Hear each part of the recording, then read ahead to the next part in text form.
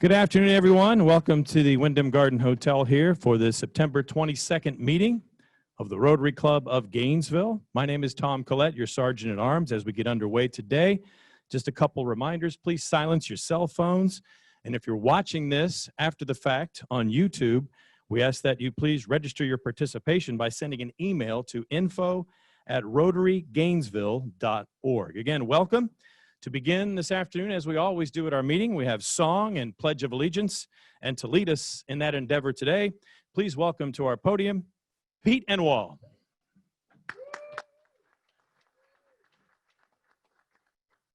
Dr. Fauci has given me special permission to take this off. Today is the Tuesday before the first football game. Traditionally, we sing "We Are the Boys of Old Florida." Just wanted you to know that because of the virus, my wife said that if I went to a football game, that I could look for another place to live. I found a nice little apartment over by the stadium. We're going to sing "We're the Boys of Old Florida." The protocols now, of course, you can't hug everybody, so you got to stay 6 feet away. But when we get to an F, like "We Are the Boys of Old Florida," we want you to look like an F, okay? All right, here we go. We are the boys of old Florida, F-L-O-R-I-D-A, where the girls are the fairest, the boys are the squarest, from any old state down our way. Hey! We are all strong for old Florida, down where the old Gators play. Go Gators! In all kinds of weather, we'll all stick together for F-L-O-R-I-D-A. Woo! All right, go Gators! Join me in pledging allegiance to the flag. I pledge allegiance to the flag of the United States of America and to the republic for which it stands, one nation under God, indivisible, with liberty and justice for all. Thank you, Pete, for bringing the energy this afternoon. Next, we have our invocation via Zoom, Steve Price. Thank you, Tom. And today, as we prepare to hear a presentation on implicit bias, it seems fitting to note that on September 22nd, 1862, 158 years ago today, Abraham Lincoln shared a draft publicly for the first time of what we would come to know as the Emancipation Proclamation, announcing that 100 days from that time it would be official. Let me invite you to pray with me. Holy God, we thank you for the gift of this time and for the blessings of food and fellowship. We gather today as a diverse people, each of whom has inherited sacred worth from you, our Creator. We remember today the proclamation more than 150 years ago that put us on an American journey toward honoring that sacred worth in every person and granting the same freedoms and rights to all who live within our land. And today, we also acknowledge that we still have such a long way to go. We recall the words of Reverend Dr. Martin Luther King Jr., who reassured us that the moral arc of the universe is long, but it bends toward justice. Oh God, keep us from merely accepting this truth with complacency. Shape us into people who do not only cry out, "How long, O Lord?" but who also embrace the responsibility of actively working with you to speed up the day when justice is realized. And so today we thank you also for the gift of our guest speaker. May she nudge us toward action, open our ears to hear and our hearts to respond. Give us courage to do the hard work of acknowledging our blind spots, of being honest with ourselves, and of speaking truthfully with each other. For you, O God, call us to better days ahead for all your children. Amen.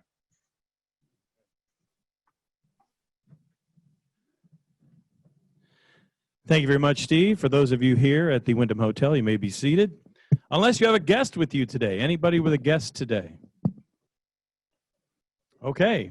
Don Bugos has our wireless mic to make his way out into the crowd. So Rotarians, please give us your name and introduce your guest. My name is Richard Allen, and my guest today is Cooper McCormick. Cooper is from Beaufort, South Carolina. His father was a Rotarian, is a Rotarian in Beaufort, and he's attended many Rotary meetings as a youngster over the years. And now that he's an old guy, he's moved here to Gainesville, and he is in charge of the elevator project in management at the University of Florida and across North Florida. So welcome. Thank you all.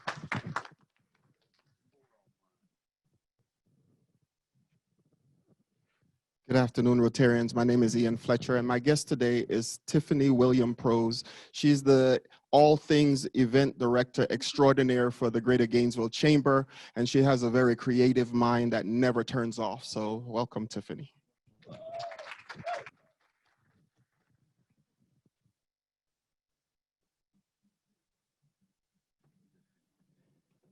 Welcome to our guests in person. We also have some guests joining us online today. From the UF Performing Arts, Brian Jose, the director, the marketing director, Brandon Nappy, the marketing manager, Sam McKee, and the operations director, Matt Cox. Let's give them a nice round of applause and welcome to our meeting today as well, Rotarians. Today we have a series of announcements before we get to our program. The first, in person, by Chad King. Come on up, Chad. Hey, thank you. Now that Pete's been promoted to the head of the CDC, I'm going to take my mask off too. My announcement today is for the 2020 E.T. and VAM York Service Above Self Award to express their appreciation for the support provided by Alachua County Rotarians during E.T. York's tenure as District 6970 governor.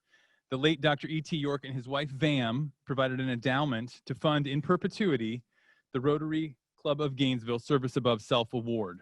In 2010, the award was renamed after its benefactors. Presented annually, this distinguished award symbolizes Rotary's commitment to service and the desire of the Rotary Club of Gainesville to encourage and recognize service to others in our community.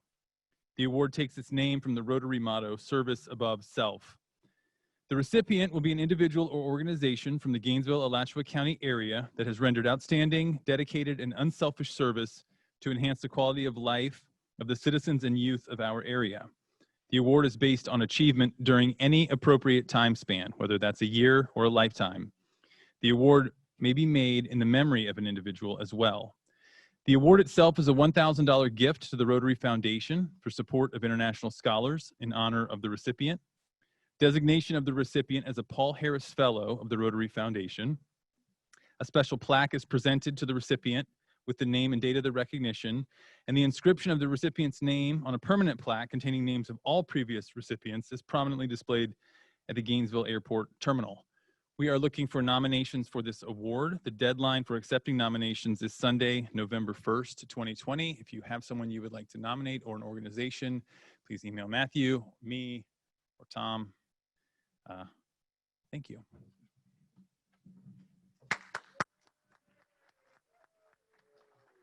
I see you brought your cheering section today, Chad, led by Jason. Your mom's here too? That's fantastic. Head cheerleader. Next, we have another announcement, this one via Zoom. Please welcome to our broadcast today, Bob Mounts. Bob, take it away.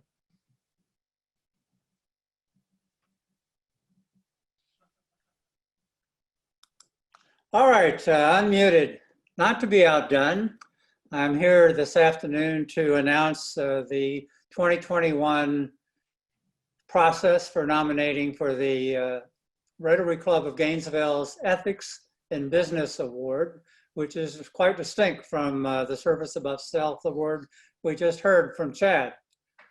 When I was in high school here, growing up in Gainesville, and as a young Eagle Scout, I worked for a well-known office equipment and supply store owned by a distinguished Gainesville family. And I was a stock boy and then a delivery boy and jack of all trades. And one day we had a big order for office furniture to a company that was filling out in Gainesville. And I personally witnessed the store manager, not related to the family, raise the prices by 15% and then take a 15% discount on the invoice for the customer. That was my first lesson to the lack of ethics in business. And of course, I was just a kid. I kept quiet about it, but I've never forgotten that. You know, we have several objectives and goals in Rotary. One is high ethical standards in business and professions. And we like to recognize the worthiness of all useful occupations and dignifying each Rotarian's occupation as an opportunity to serve society. And we apply the application and the ideal of service in each Rotarian's personal, business, and community life. We created this award to recognize and honor officials and businesses in our community that exemplify the ideals of Rotary and consistently demonstrate strong commitment to the highest ethical business practices in all facets of our business. If you remember, last year's winner was Ed Elliott. And I will tell you, it makes a difference who nominates them and how well they write it up. We're accepting nominations for the 2021 Ethics in Business Award, which normally is awarded in January. The application form and instructions are going to be in DACDB for those that use it. And there will be an email blast after 1 o'clock this afternoon. The deadline is also coming up within a month or so on November 6th, 2020. Complete instructions are on the form, and all application nomination forms should be sent to Scott Winsler, our chairman, at the address and information provided on the form. Let's show the best of what we have in Gainesville when it comes to ethical behavior in business. Thank you.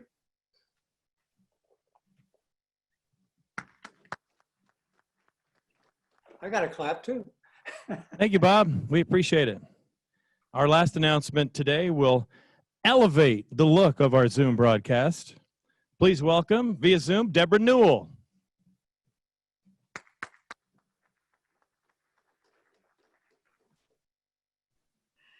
Thank you, Tom. You're very kind. As Tom said, I'm Deborah Newell, and I am the 2021 RYE coordinator, and RYE stands for Rotary Youth Exchange. And I'm the officer, I guess is what it's called. And Bill is the counselor, Bill Stasiswick. And about, I think it was March of last year when we were moving our meetings to the Zoom format, we being Bill and Jan and myself were working to determine when the students would go back to their home countries and when the ones that we had sent would come back to the United States because of the COVID situation. And I believe it was in April that Rotary International determined that the exchange program for the youth would be canceled for the 2021 year. Well, at that point in time, you may remember we did have students that were already approved and prepped, and they had already done some training. We had 4 students at that time. We had 3 for the long-term program to go overseas, and that was Josiah Castillo, Joseph Cawthon, and Leah Exelbert. And then we had 1 short-term, which is summertime, student approved, and that was Ben Zumberg. So they just kind of went into a holding pattern. Also,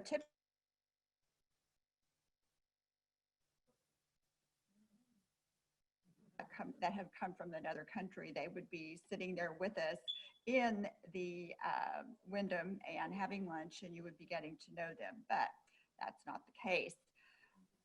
What we've determined to do based on the district directives and me speaking with Matthew and Bill and the rest of us is that we did not feel comfortable in trying to look at bringing students here nor sending students when International lifted the suggested that we could start looking at doing an exchange in January. We felt that we wanted our students to have the best opportunity for success and not to be putting them in danger, and also to give them the best opportunity to be well trained and know their language before they went. So what we are is that we have 3 of our 4 students that were already prepped and approved who are to go whenever it truly is opened up, because it is a moving target right now.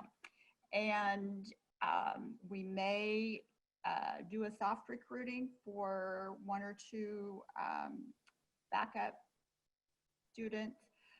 And then the other aspect of what we are going to give attention to is, if any of you don't have to have high school age children. You can have younger children, child, and you can also be a single person if you want to be a sponsor, you want to be a host family. And so if you would like to be a host family, thinking forward to summer of 2021, possibly at the earliest and beyond, please reach out to me. And if you know of anyone in your circle of friends who might be interested in being a host family, ask them to reach out to me or provide their contact information to me, and I will reach out to them. I will keep all of you updated as we move on in this process, and this gives us time to do a lot of good background work so that we have a very successful program when it is reinstituted. Thank you.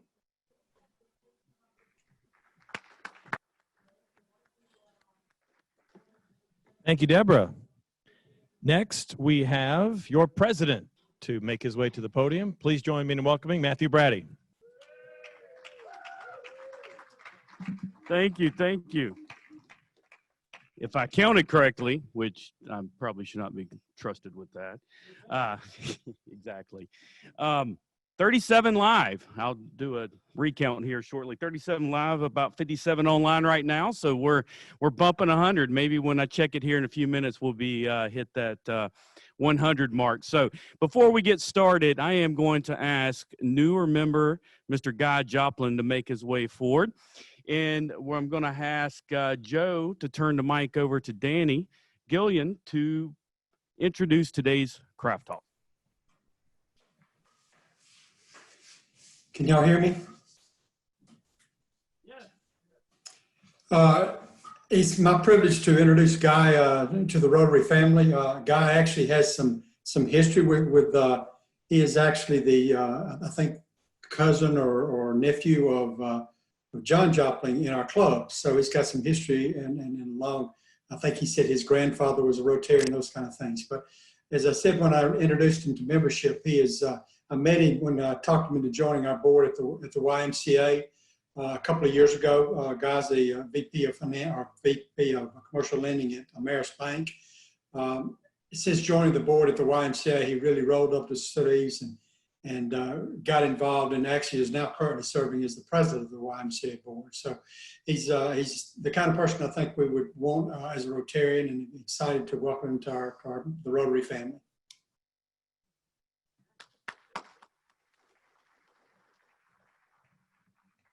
Good afternoon, everybody. So I thought that I would, for my craft talk, I'd tell you a little bit about where I come from, where I am now, and then why Rotary, and even more specifically, why this Rotary. So I'm a Floridian, born and raised in Florida, grew up primarily down in DeLand, Florida. For those of you that don't know, that's a little town just west of Daytona in Central Florida. Grew up with a great family. My dad was a Rotarian. My mom was a 6th grade teacher. My dad was a banker. I don't know how I fell in those footsteps. Had a sister, but grew up in a great home. After high school, went down to Tampa, attended the University of South Florida. So I'm not an alumni of the Gator Nation, but I am a part of the Gator Nation through my uncle and through my grandparents. So grew up as a Gator fan. At USF down in Tampa, met my wife, fell in love with her, Katie. We've now been married for 15 years. After college, she is from Northern California. So I don't know how she made her way to Tampa, but born and raised in Marin County, right across the Golden Gate Bridge from San Francisco. So after college, this Florida boy decided to move out west, lasted about 2 years and said, sweetheart, it's time to come back down south. So we moved back to Florida, moved around a little bit and settled over in St. Augustine. We have our son, 13 years old in 2 weeks. So y'all pray for me. I'm gonna have a teenage son. And after a few years over in St. Augustine, had a job opportunity to come over here to Gainesville, which I was very, very excited about. I've got my uncle that lives here, lots of aunts and uncles. My grandparents lived here for a long time as well. So where I am currently, enjoying Gainesville, as Danny mentioned, I'm a part of the YMCA board, excited to be a part of Rotary now. We actually just moved a little bit out west to some space. The gentleman in the back heard the story about my city slicker life, trying to raise a couple cows now that we just purchased. So I will refrain from being embarrassed by that story to more than just the 4 gentlemen back there. So why Rotary? So as I mentioned, my dad was a member of Rotary. We had exchange students. My sister actually was an exchange student, went over to Sweden. So I grew up around Rotary. When we were over in St. Augustine, I was a member of the St. Augustine Beach Rotary Club, which was a big impact on my circle over there and all that Rotary contributes to the community and to the world. The thing I love most about Rotary is that there's a lot of diversity. I think that was said before. Different political views, different religious views, different backgrounds, but everybody comes together for the same purpose, which is Rotary. I will say selfishly too that the reason that I was excited to be a part of this actual club is that probably the biggest hero I've ever had in my life, the biggest mentor and impact that had on my personality was my grandfather. My grandfather was actually a member of this club. So it means a lot to share fellowship with people that had the opportunity to also share fellowship with him. And so I'm very excited to be here, excited to develop new relationships with everybody, and here to contribute. So I appreciate it. Thank y'all.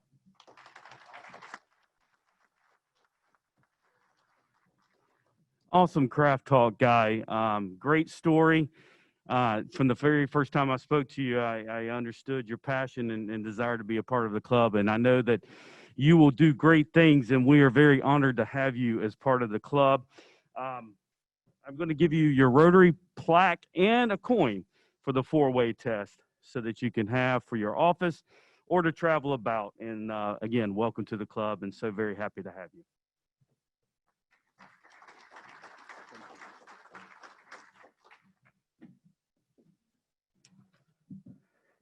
Good stuff. As you know, we had 3 new members last month, and then the board meeting last week, we officially inducted and approved honorary member, and on the call today, Dr. Paul Brody, president of Santa Fe College. So welcome as an honorary member to our club, Dr. Brody. If I missed any other names, I apologize. If I missed any other names, I apologize. I sit up here and I try to scan and look for things and see who else is out there. I promise I'm not on Facebook. I'm trying to look at the other members in the hybrid format. So if you did not see in this week's bulletin, we crushed the Undy 500 as a club. If you quantify it in the number of actual physical contributions and monetary contributions, we were over 650 pairs of underwear, as we said. You know, it makes us smile, but it also, you know, think about all the challenges that our schools are having today.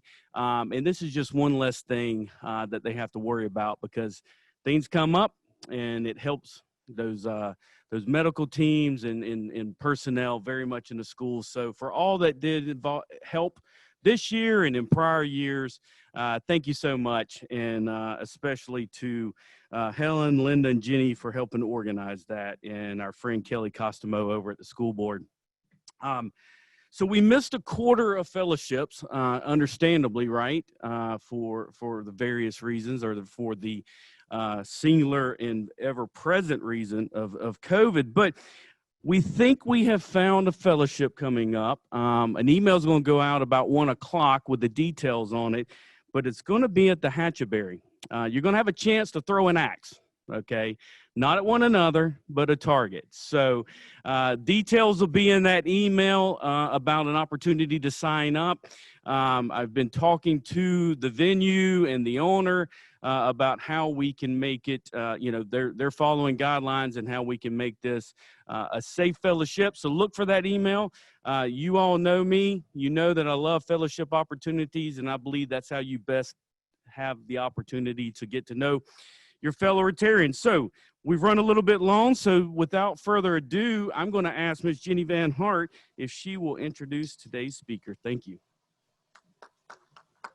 Good morning, everyone. One of the 7 areas of focus of Rotary International is peace and conflict resolution. Often we aren't sure how to do this because we are knee deep in the problem. I'm happy to introduce someone who might just be able to help us understand a little more. Dr. Kaite Ratliff is an associate professor of psychology at the University of Florida. Her focus is understanding and improving bias education efforts. She is highly respected and super busy in the psychology world, and we are very fortunate to be able to hear from her today. Thank you, Dr. Kaite, for joining us today. I am looking forward to learning how I can change myself to make this world just a little better. Real quick, couple quotes. You're like, Matthew, you're out of time, 2 quotes, but it was very important to me.